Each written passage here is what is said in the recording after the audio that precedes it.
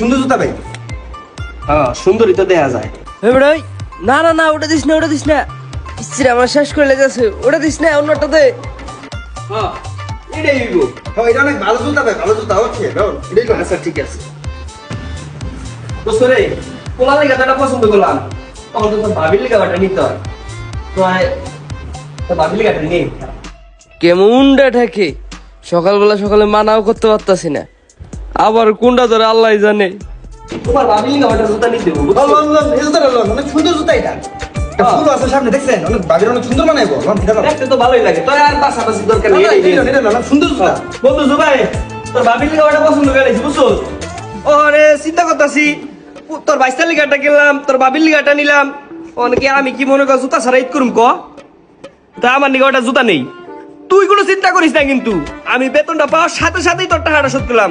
তুই হিসাবে খাতার লিখে রাখ,